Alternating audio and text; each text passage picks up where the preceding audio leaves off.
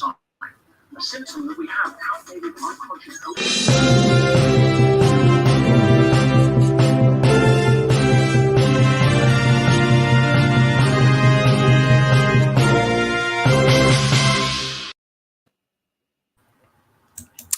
Good morning. This is 2A Radio. We are broadcasting from Pennsylvania in the United States of America. And whatever you are doing this morning or this time around you, we want to say you are welcome to 2A Radio. And we have of us one of our correspondents in Liberia, Tai Yubi. Tai is one of those hardworking individuals. Tai, welcome. Thanks so much, Jason. It's good to be on a Thursday morning, live on Inside Liberia, bringing happiness in and about Liberia. And we are hopeful that those following can leave their comments and share the broadcast as well. But it's good to be on. Okay. Tab, we're not going to waste a lot of time. We have time. Time is not our friend. Can you give us an update on what is unfolding in Liberia? Maybe fewer things, though hardlined news that is unfolding in Liberia. Well, first, let me start from the seat of the nation's second capital, where I set to broadcast from on a very Sunday, Thursday morning. And as a matter of fact, I'm in the post city of Buchanan. Okay. On Tuesday, the former deputy speaker at the 50th third legislature is now the head of the legislative caucus of the 54th legislature, District 2 Representative Hans Baju, did forward communication to the House Speaker, Dr. Bobos Chambers, talking about the failure of the Ministry of Finance and Development Planning to make available the Social Development Fund that the county receives from ArcelorMittal annually.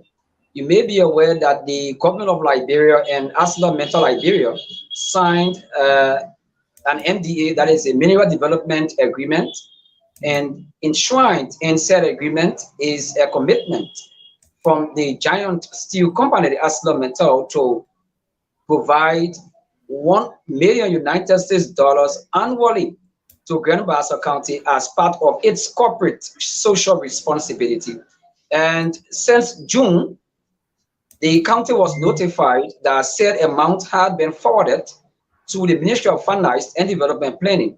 But up to current, you may be aware that the budget year now runs for 12 months, beginning January up to December.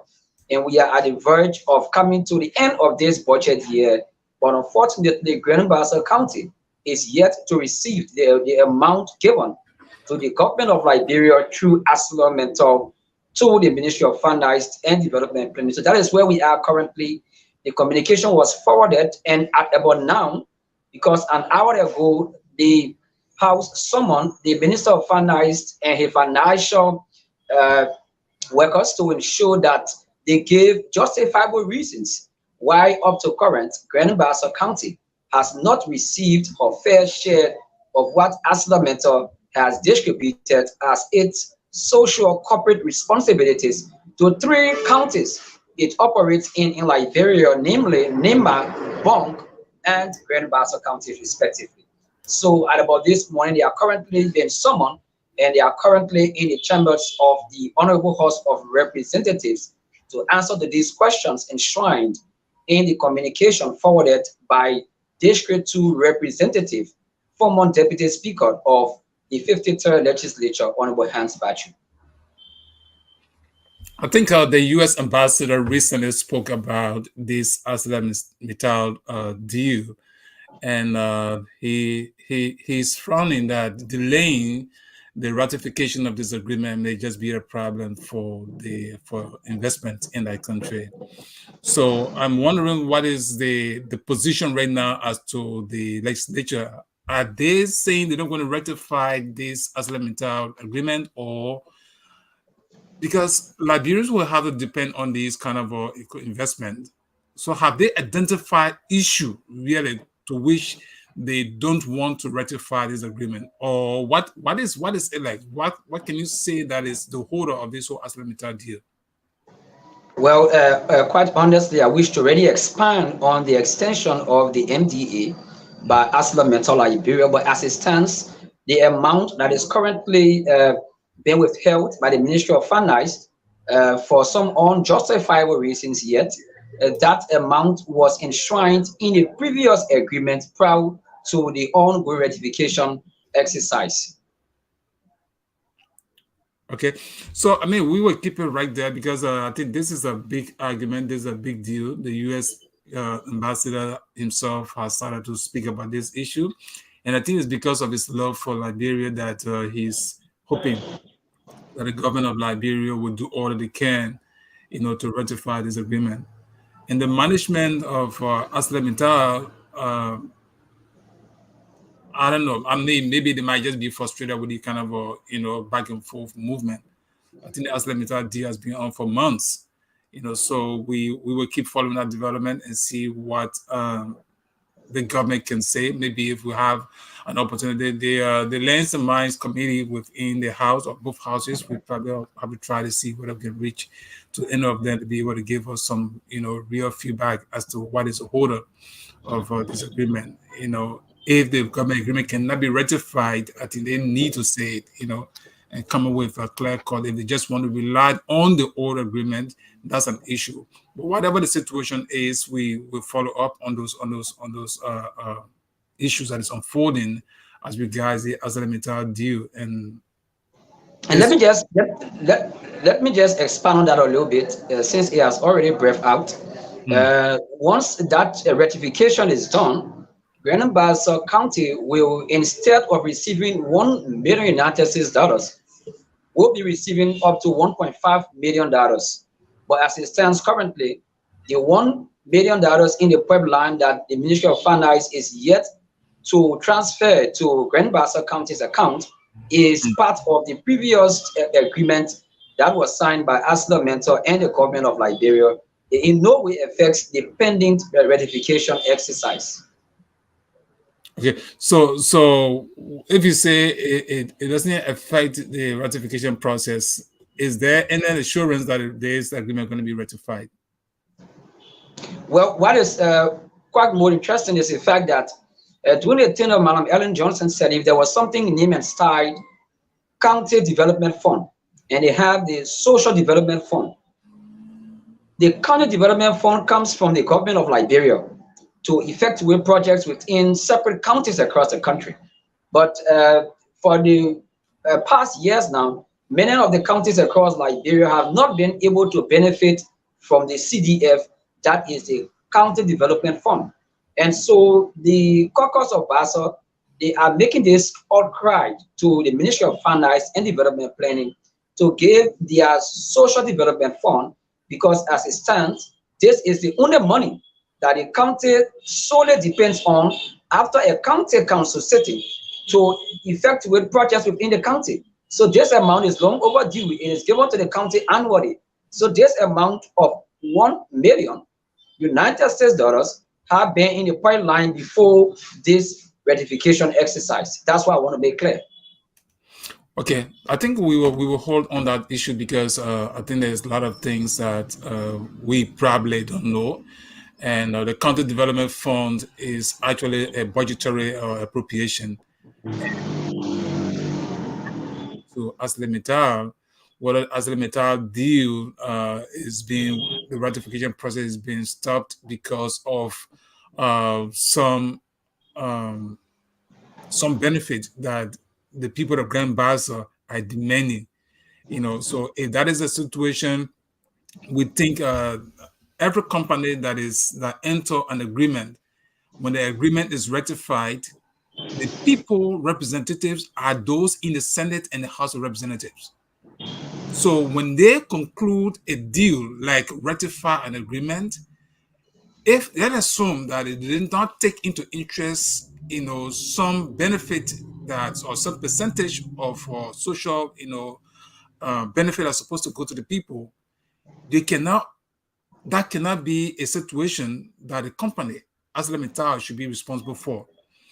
Those who are ratifying the agreement must always do the best they can to make sure the people's interest is captured into whatever agreement. That means have all of the negotiation with the parties And when the deal is ratified, it becomes an operative document. So the people, you cannot ratify an agreement, and then the people on the ground begin to agitate for social development fund, the kind of a stuff. You have the government that is purely responsible to ensure that whenever the people problems, in fact, societal development, when ArcelorMittal exists, if the people need roads, or they need scholarship for their children, or they need good drinking water, or whatever the situation is, that's a government operation. And the government is on a responsibility to ensure that the people, demands are met. So whether it is ArcelorMittal or not, if the people need scholarship, they need better schools, they need better roads, those are the issues that the different agencies of government are supposed to handle. Albeit, since this is an issue that may also influence other investments, as the U.S. ambassador said, those who are working on this matter, they should also look in this direction. Our action, like legislator, may affect other investment that probably could come into Liberia, or we just start the process. So if ArcelorMittal deal is taking so much long time and it cannot be rectified for whatever reason, they need to be clear. We hope that the Liberian Senate and the House of Representatives will clearly state in the press statement to convince Liberians that, look, because of these reasons, we are not prepared to ratify the agreement, or we are working behind the scene with the parties to ensure that some of those doubts that could affect our people are properly discussed and handled before we can ratify this agreement. So there must be some clear statement from the national legislature on this matter. And by that extension, the executive branch, maybe the information minister, also need to tell Liberia as to what is government position on this deal. That is for sure. Yeah. So besides that, I wanted us to look at this issue of this biometric voting registration contract. There's information that there's a lot of confusion between the PPCC and that of the Election Commission on this biometric. Now, my take on this is that I'm looking at this whole issue. Election is next year, and it seems to be a long period, but it's not a long period when it comes to preparation.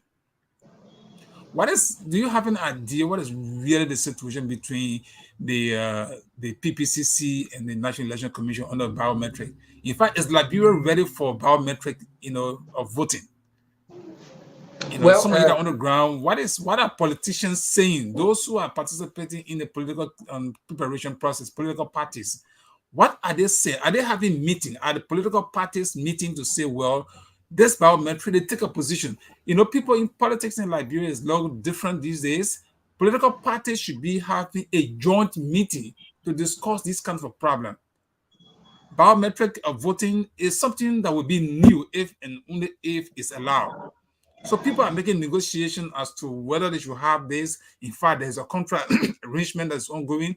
I don't know the details of this arrangement, but it's almost like the back and forth movement between the PPCC and the National Election Commission.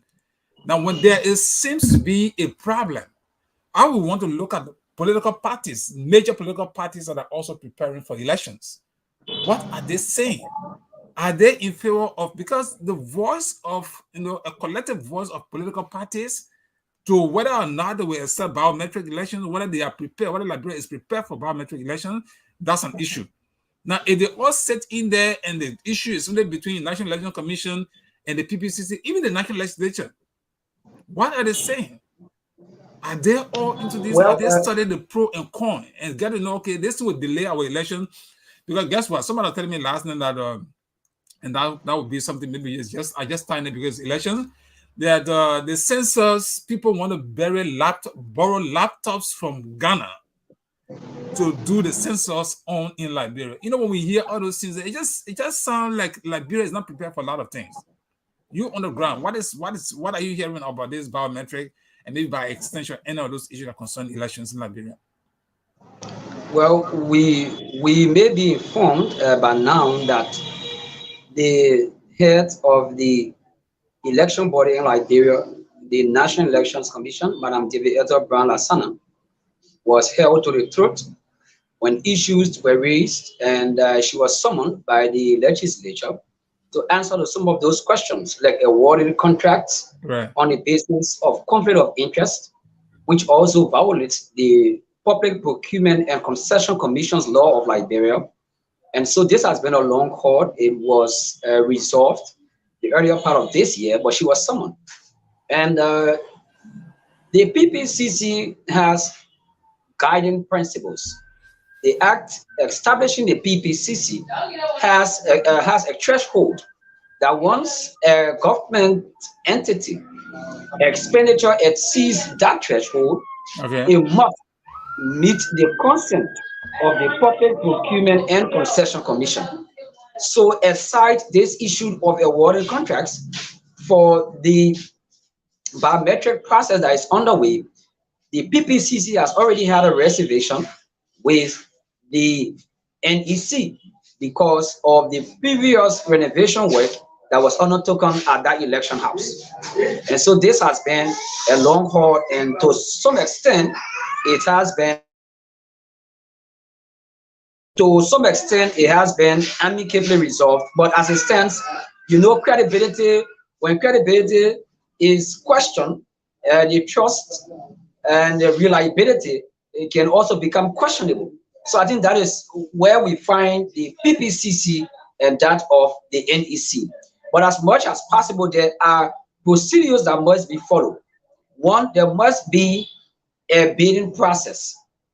When folks express interest to have this job done, there will be a bidding process. And that bidding process, once those companies or entities are vetted and you emerge victorious, particularly having some of those qualities and some of the requirements or issues laid out by the National Elections Commission, you will be awarded this contract. But it should pass through a bidding process. Now, from the political standpoint, we are speaking from the autonomous agencies standpoint, that of the NEC.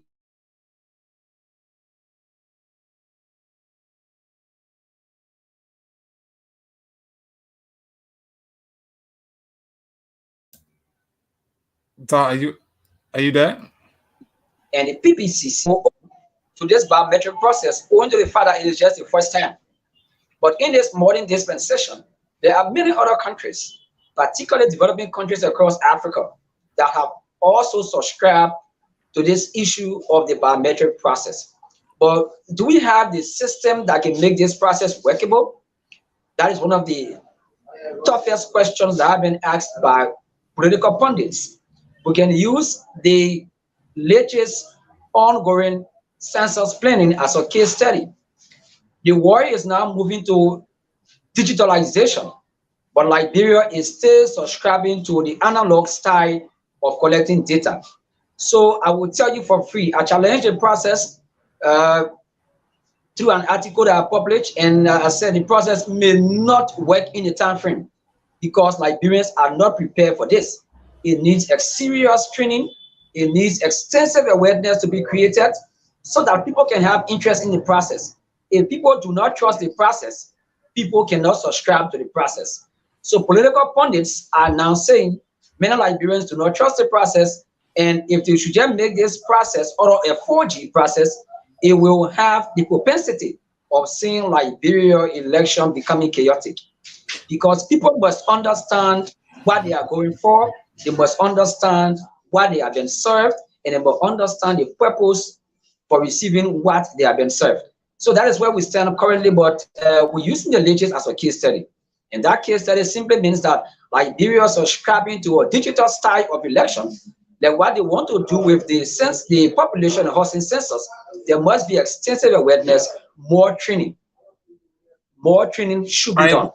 I agree with you 100%, right? In fact, this whole census is all behind time because census in Liberia, according to the constitution, should be conducted after every 10 years, and those provisions are being violated already. I think better still, census is important in a country for a country because there are a lot of reasons. developmental partners programs and different counties and all of those stuff, people should measure what type of development should go to which area based on the population of an area, not just election. So in every 10 years, you may have realized that a lot of presidents have died. Let's be practical about some of these things.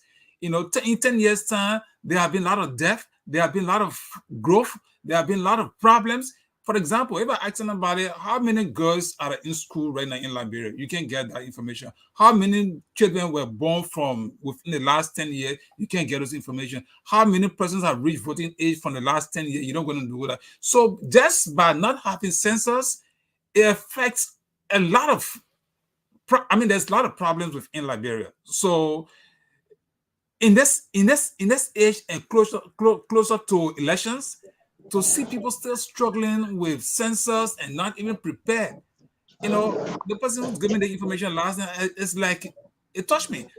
Liberia cannot buy laptops or some things that even people can use easily.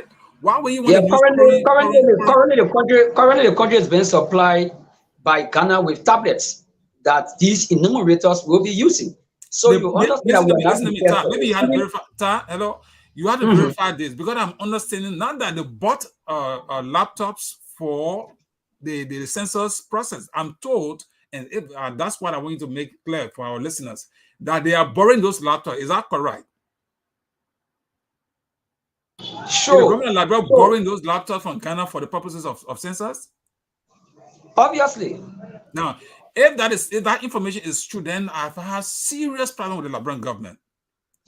Electronics, you cannot. The United States cannot go to China to borrow laptop to come and to conduct a census. Now, those who are computer engineers, they know about the danger that borrowing laptop poses to the Liberian electoral process and in fact the entire census. So that's what we are saying. So every laptop that is being borrowed, I wouldn't want to. I'll be careful if I'm even using your phone. If I in Liberia and want to use your phone, I'm going to be very careful what message I'm not sending on your phone, because the moment that I tap on your laptop on your phone and send that message is no longer owned by me. All right, and those who are controlling laptops, and I think there are people in Liberia who understand computer more than some of us. But are we here? I'm very careful as to even what picture do that transmit through my phone, because I know by the time I release those information, it's no longer mine. So to see a country that cannot buy a laptop for herself, but will go to a next country to borrow laptops to come and use for their own census, it means the information that will be used may not only Ghana, but the device itself to be used for a process like this is questionable. That may even jeopardize the entire process. If people who are really into these things, who are preparing for these kind of materials, they should have properly advised the Liberian government not to borrow. Is that matter because of Ghana good gesture? Is there anything wrong with people to buy their own laptop and program it to their own setting rather than going to borrow? Now, if Ghana want to help, Ghana should have just said, okay, you know what, we have several of the laptops, we'll give it to you free. Just go ahead and do whatever you do. So then those laptops will be cleaned up and then be prepared to be used for Liberia. Somebody will say, "Oh, Jesse, you don't know what you're talking." Okay, I'm not a computer engineer, but I know what I'm talking. Even phones, and I will tell friends, you don't just get see phone, you think it's your property. The phone is your property, but that phone has IP address. Those IP addresses go into many. I don't know. I'm not a computer person, but I know for exactly that will pose a danger. If you talk to any engineer, computer engineer, they're going to tell you strictly what it means. For Liberia to go and be borrowing laptops from Ghana for census, that's too much of it. It's disturbing, and I think those who are involved in the process, maybe they need to explain better. Maybe some of us we are ignorant. So get on. If you're borrowing laptops from Ghana, what purpose are you borrowing a laptop from Ghana? To do what? To conduct census? Is there any danger? We believe in that there's a danger posed if you're doing that. All right, because you borrow, you're going to return it. Even as you're working on those understanding, it's very likely that people in Ghana will be getting to know your census report. So all of these things are issues that the Liberia is finding herself into too many conflicts. Even the low man, some of us who say we want to make analysis of these things, put out the information. Why are you borrowing laptops? Is it that Liberia don't have money to buy laptops? It is just scary. You know. So these are It is issues very scary. And that this is not the first time. 2 years ago, those tablets were borrowed, and I think they were returned after there were issues of corruption raised, alleged. I They see were that. borrowed again a couple of days ago. Religious facility got burglarized, and some of those tablets again have been stolen. So this is where we find ourselves. So it's a very troubling time for us, particularly trying to move to the digital system. I think we need to have the system set up before moving into that system. Right, right. So And this I is think this is making where the many of national the legislature is politicians supposed to afraid. come in. The legislature is supposed to come in at this point because um, it's about country. It's not about a private person's business. It's about a country. So to even have ledgers going back and forth on this kind of situation, I think it's important that the legislature get involved and they see how they can resolve these outstanding issues. There's nothing wrong with Liberia going or manual in this election. And I think this is where people sort of make decisions. Look, we are at a crossroad where we cannot use digital system. We go back to our old way of voting and our old way of doing things, and we get prepared for these kind of modern, activities. But if you're not prepared, you jump into this thing. The end of election could be chaos. Why if census report came out and they are not really up to date, or there are problems? Now people are going to have complaint. Now, the another thing I would look at what political parties are saying. Political party executive committee is supposed to be meeting. Different political parties should be meeting to have a voice in these kind of discussions. But everybody seems to be just like doing their own thing. Political parties feel that they are all enemies to one another. So as a result, they're leaving the big picture. When something happens after election, then they want to be crying foul.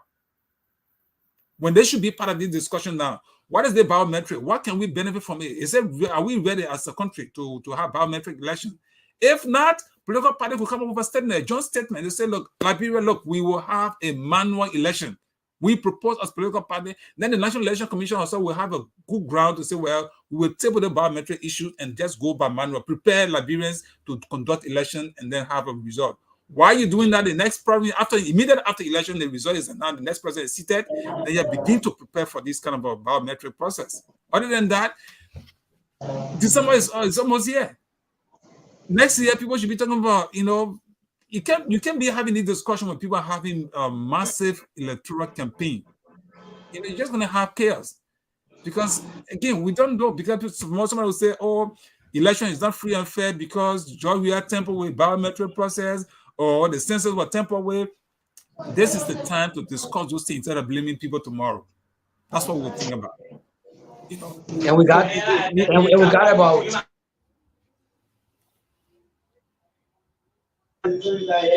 got about approximately 11 months, less than 2 weeks to the 2023 elections.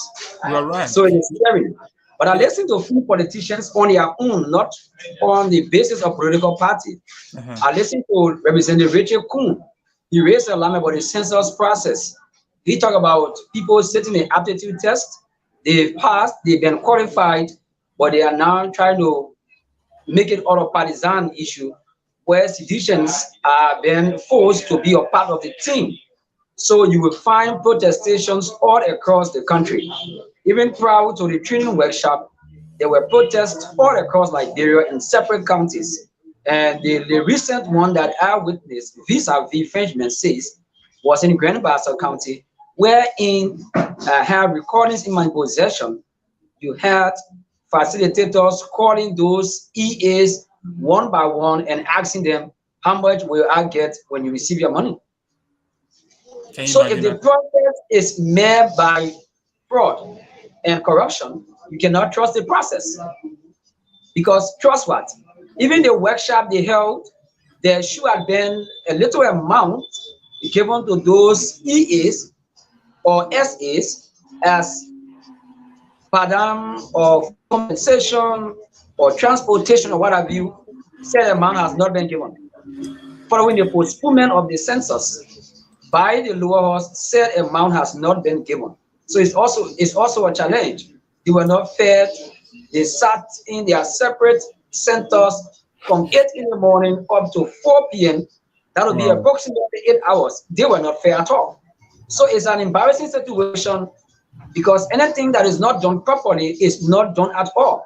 So if this census that has been long overdue at this 11th hour cannot be workable, then what about the biometric process? Can we trust the process? Some politicians are saying no. But as you are rightly saying, it should be from a collective standpoint, either from institution, meaning a political party, civil society groupings. These are institutions that Liberians are expecting to really come up and speak about this, but they are tight-lipped. But all through the nooks and crannies of Liberia, you will find Liberians frowning at this process because they really do not trust the process. Let's take a look back at the recent attempted infusion of smaller denominations of banknotes on the Liberian market. We were informed by the Central Bank of Liberia that latest September, we were going to witness the infusion of the coins in the $5 and $10 denomination. But trust what? We only witnessed the infusion of two denominations of a Liberian banknote, which happened in the earlier part of this month, the $100 and the 50 Liberian dollars. Whilst we await the coins and the 20 Liberian dollars to be infused in the economy, we are now hearing issues of counterfeit monies now flooding the entire market. So it is scary. So we must be prepared for what we want before we go for those things. That has been a challenge in Liberia. I think that's, sometimes people need to know, as they approach election, they need to know who to vote for. Liberia will not get better when people begin to vote on the basis of sympathy. Now, like you squarely put it,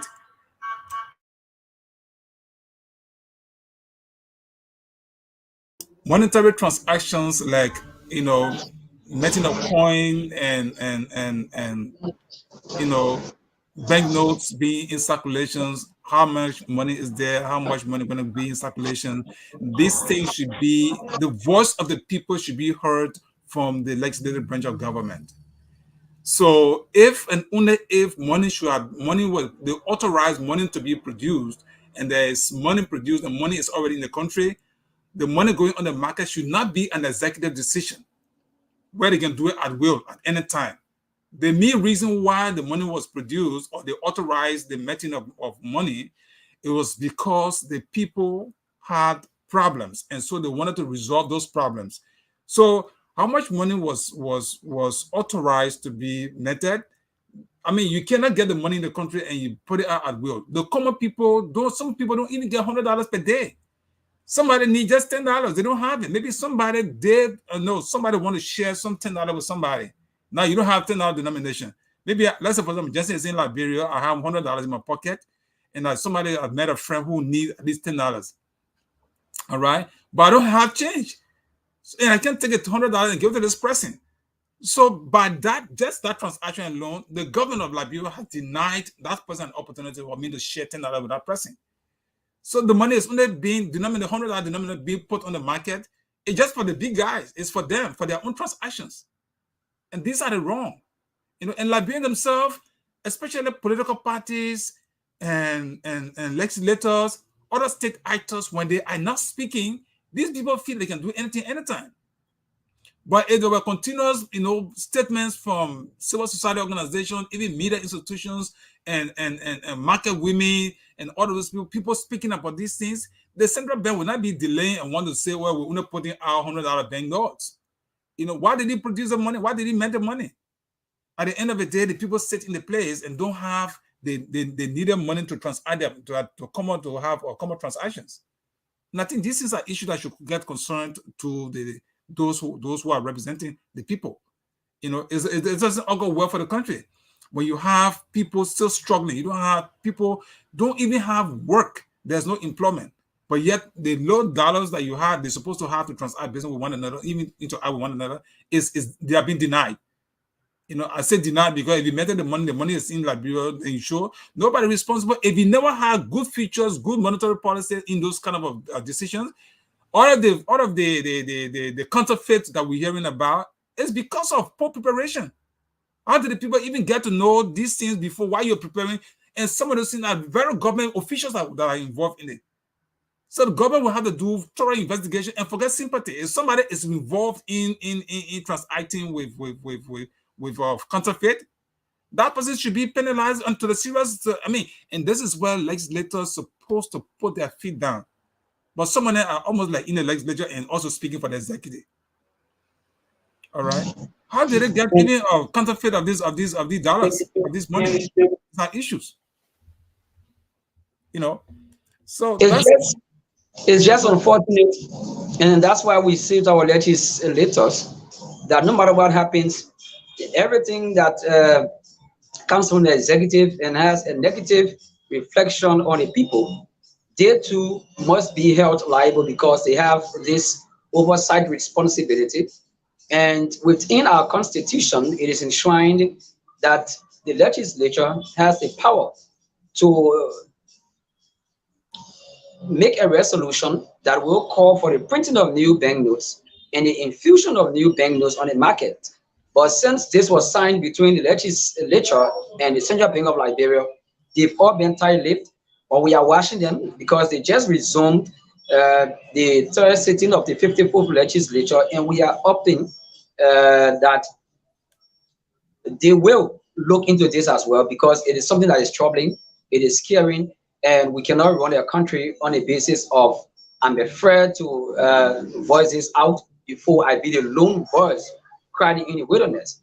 But I think it is important that political institutions get involved. Leave the too much politicking and pre-campaigning and focus on the needs of the Liberian people. Once you can work on the needs of the people, they will see your preparedness and how spirited you are to lead them in the next line of transformation. But everyone is like moving on the same path. Everyone is bad muffing, everyone is backbiting, and Liberia cannot be transformed through such political tactics. I think Liberia can only be transformed when those politicians, particularly those that have set covetous eyes on occupying high seats in the nation, can focus on transforming the lives of the people, be it they are in power or not. But those issues that are affecting the people of Liberia should be of paramount concern. This is, to a larger extent, not been seen in the political landscape of Liberia. Instead, since we have time for spend, let's talk about this issue. What is this electricity you people hearing about? Do you have any idea? We're hearing about electricity. I mean, December 1st and so on. There's going to be, real or a better electricity. Liberia going to experience. What are you hearing about this LEC? Well, it was signed. Liberia was represented by the Ministry of Finance and Development Planning, the Transco CLSG officials were in Liberia as well. But the most discouraging part, Jason, and to everyone following us in the world, Liberia's biggest excuse in this post-war era for rapid development has been the civil war or the civil unrest. The Accra Peace Accord, the APA, brought an entire halt to civil unrest in this country, and that was since 2003. 2 years was the transitional period headed by the late, may he so rest in peace, Charles Judy Bryant, a business tycoon that led Liberia to the first post-war election that was won by Madam Ellen Johnson Sirleaf.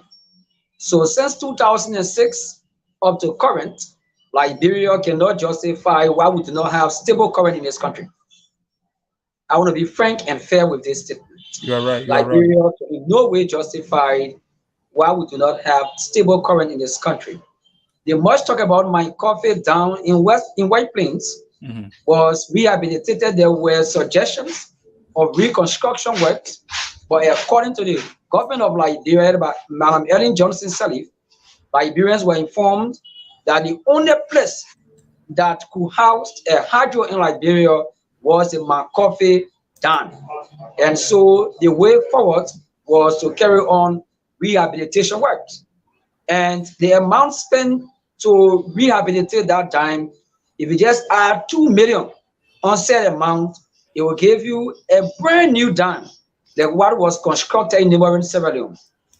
But we were promised by Madam Ellen Johnson Sirleaf that big current today, small current today, big light tomorrow. But unfortunately, during the inception of the Weah-led administration, Liberians are now seeing the big current to be solar lights. Not hydro current, but solar light when powered by green energy.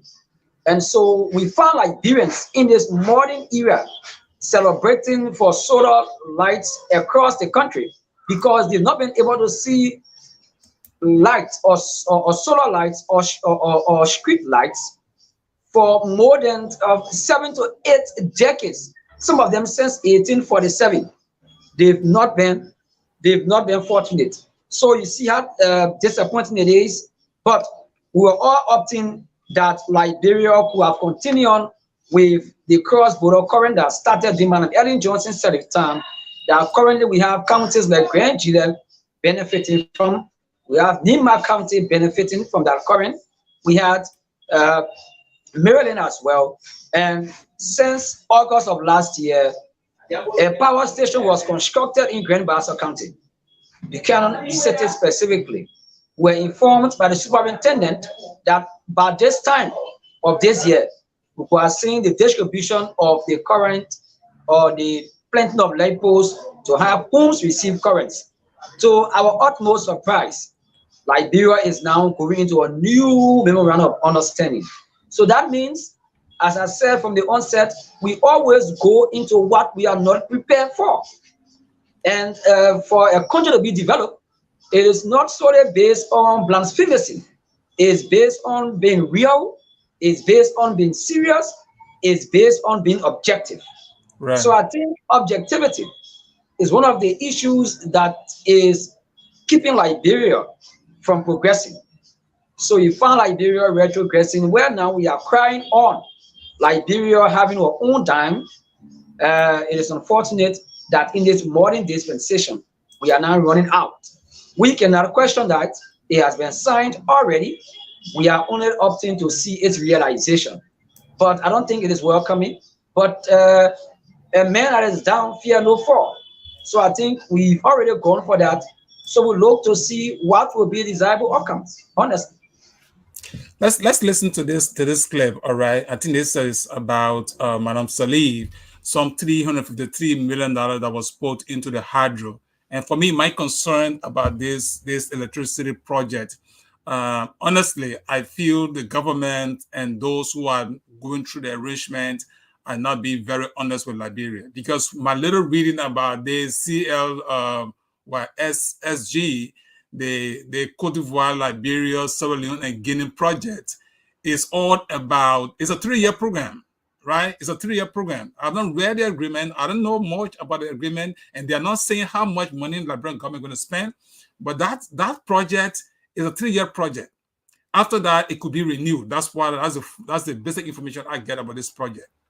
But this is the issue. Madam Sirleaf, the Millennium Goal, the money the other nations sent to that country, they started to rebuild the hydro.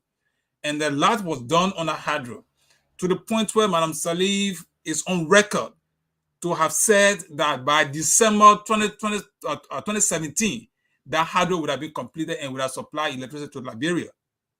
Now, taking that into consideration, the Weah government came into the picture. Why is it that hydro has not been completed, or people are not focusing on the hydro, but rather thinking about individual projects? I'm saying individual project because my little reading is also speaking that the former economist at the Ministry of Finance is the one who is the managing director for the CLSG. Okay, the Transco CLSG. So one Mohammed Sirleaf Now, I don't know whether he has any relationship with Ellen Johnson Sirleaf. I don't want to go political on that side. But the issue is, why will you want to leave the hydro? That if you put all of the money in the hydro, you have high electricity, Liberia electricity of its own that could be supplied to the entire country. It wouldn't have been a 3-year project. Why would you want to spend so much money into just a 3-year program, leaving the hydro? Somebody will say, okay, we're doing a hydro, but we want a temporary project.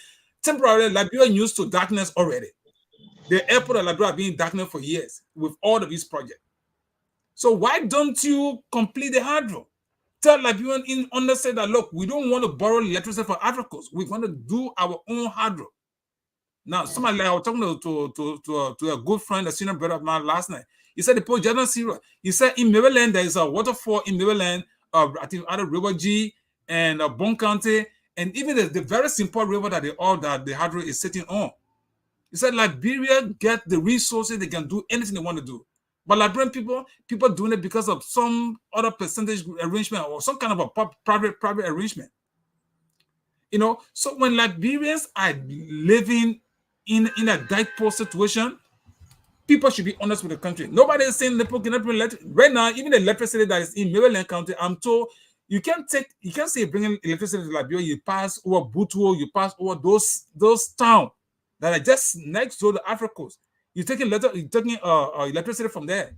You take a hard cable from there, you bring a hard cable to part of Maryland. There may be somebody sitting somewhere, you want that person to firstly benefit because you want to make the money, which is good. All right, you can bring those kind of investment and people don't make that money. But the purpose for when you bring electricity for Liberia, not just for people in Morovia. So when the electricity coming from Ivory Coast, then the people at the border point, you pass over them, bring the land straight to Morovia. Only because you want to impress those who are in Morovia, or you feel that's the best place you can have electricity first and foremost.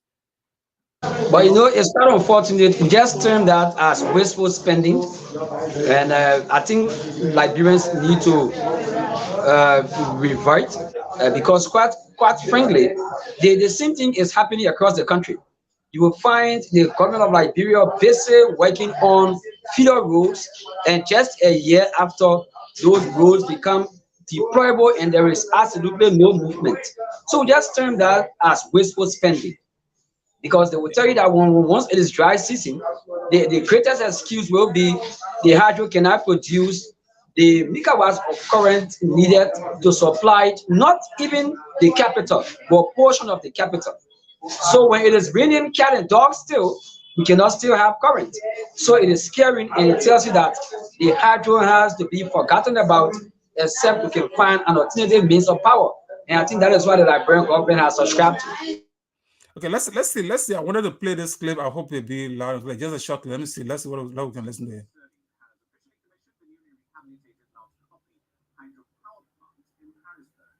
Liberian president lauded the country's local and international partners for the implementation of its hydropower projects. It is estimated to cost $57 billion.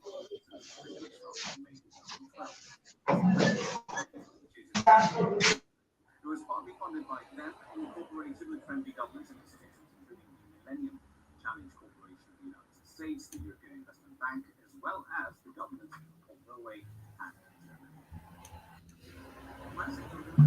Something like this was about 54 cents per kilowatt hour, as pointed out behind the scene work. We believe it's been dropped now that we do have the HFOs on stream as well as hydro, and it's now gone down to 49 cents. Clearly, not enough. What it means for me, it means that I can now study my lesson under electricity 24 hours and become a better student and a more responsible citizen. And my public business will be more productive. Security at night will be improved. Okay, so that's Liberia, with President Ellen Johnson serving.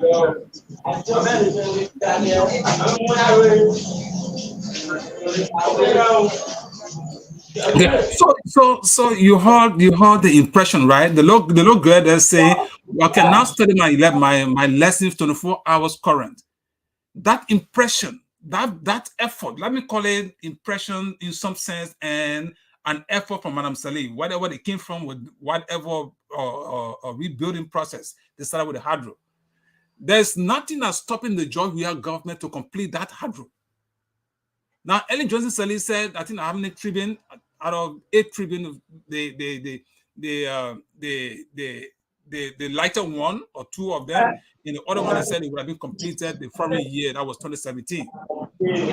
So why stop the Liberian government from completing the process where they would have gotten 88 megawatts? So for this other project, 27 megawatts. So why don't you go for the 88 megawatts and put all your resources in it, even if you don't complete all? Why don't you go and do that? But you leave that now, you say going for the Transco, CLSC, and I said, you know, one interesting thing I was looking at in that CLSSG was that I don't see Ghana in the picture. You want to look at the map, Ghana is not in the picture. So it's like maybe Ghana is so independent, doing our own thing. Ghana has our own hydro and get our own electricity running. What's stopping the Liberian government? Somebody will say, well, the people that we're going to get electricity, go to not bring electricity. We will always live to see what will happen after 3 years. You know, when the hardware will still be there and you don't complete it. So that's the issue we had. And I don't know whether you have any final comments or any other thing whether to discuss. We'll keep following these developments because it's interesting and that the people of Liberia deserve better. And those who are governing, they need to look into these negotiations very importantly. Even the legislators themselves. Now, another issue that I'm going to say it in a quick way. This whole thing was So this whole thing was there should have been a ratification process. There was a ratification of this whole transaction.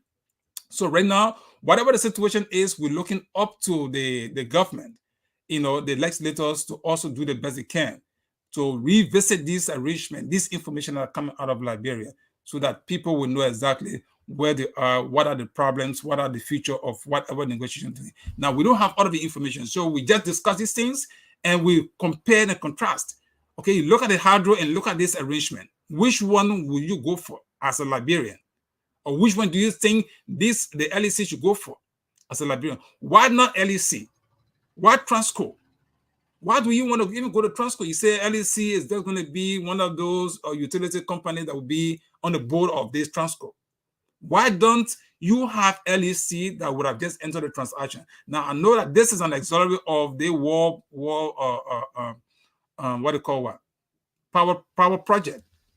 So these are all concerns. Now, maybe they need to still inform on more information so that we can also be able to transmit, you know, in a very clear manner to the people. But the information we get out there already, there's no reason why you left the hydro. The hydro should be the paramount. Because why? That if you complete that, it will go for years. But you go and spend millions of dollars. I heard the finance minister saying, well, we'll put all money into this thing because it's something that they think is going to work for Liberia. Good enough. But you have your hydro, you have other, you know, resources that you can tap into to get electricity problem for Liberia solved one and for all. Having said those, I mean, I don't know what time is going off, but that's what we have for today. And until next time, we will keep following this development. And this is where we come to the close of today's discussion. All right. Thank you so much, those of you. Okay, let's see. We have a few comments here. Let's see what we can run through it quickly, and then we can call this a day. Okay, I have watching from Lakeville. That's Amen. Mapo is watching. Monba, FZZ say awesome and thanks. Watching from Liberia. We have Kobe Mitchell DeRoya. Very impressive. Thank you, Kobe. Likewise, Kobe again, absolutely watching from Oro, Liberia. Facia Hilton, 1 million annually is chicken change, to be frank, in my Liberian term. Well, thank you, Facia, for watching. We also have okay, 2-year radio TV bring you live. Okay. Amos Wise says, from time to time, the government has been always being problematic when it comes to this investment arrangement. Okay, that's so true, Amos. We have problem with people who are negotiating on behalf of government from day to day. Kobe again say, thanks for the news, Amos. Why the opposition community has to increase the pressure on the government on these policies glitches. Okay, I agree with you, Amos. And we have Zenetana Sumo, please comment, and share. We'll send it another, okay? Amos, please let us know your thoughts, okay? Senatana Sumo says, you guys are right. If the NEC don't handle this situation carefully, we might run into serious crisis. Okay, I think making mention of the biometric and elections. Senator again, the legislature is okay. I don't want to use that word.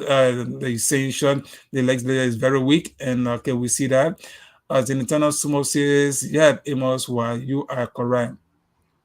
Our democracy is sitting on the edge of free and fair elections. So if care is not taken, I am afraid the opposite could happen. Well, we don't pray for that, but that's some of the reality if these elections are not handled in a very timely and careful manner. Okay, something again say the partners have secured the funding for the biometric process. To be fair, the entire commissioners and the NEC can't take this country to elections. Folks, Liberia face the risks of going to our dark days. I don't hope so. Liberia have suffered too long. We don't hope that they'll go to some dark days. Junior Flomo, okay, I didn't post this, but I just read it, right? I'm watching from this day. Hello, I'm watching Robert Roland Bandaka. I'm following. Okay, thanks, guys. I'm sorry. I think this is what I should have done. Put every comment, but again, we are time is fast spent. We glad that you all follow to the radio, and until next time, Gian Bernard, I'm watching. Gian, this is Gian Bernard. He say he's watching, and that's good for those of you who follow to the radio. We want to say we appreciate each and every one of you. Still tuned, and we will always appreciate each and every one of you who keep following. Make your comment, and better still, make your suggestions. We'll be glad to keep following. To make Liberia better, free speech is allowed in the Constitution, so utilize it. Free speech is intended to help those who are in power to do the best they can, discuss the issues, make sure that what confronting the country is made known to those who are governing, even if they cannot see or they cannot feel. You can make them feel. That's how we want to come to the close of today's program. It's been a nice time having Tara with us. And Tara, we want to say thank you so much. And for all of you who've been watching, we want to say, okay, Fasia is someone who's been following too. We want to say thank you, Fasia, for watching. And hey, we want to hear more from you on the issues we discussed today. Okay, guys, this is Two Radio, the African Action Network, radio and television station. We've been sitting here this morning. We are broadcasting from Pennsylvania, and the voice you heard came from Liberia. That was Tayu Bigandet. And then, until next time, hey, share the video and keep making your comment. We'll keep following you and keep following us. Thank you. And until next time, we want to say have a pleasant, and a wonderful day. Okay, we hope all of you are well. If not, keep trying.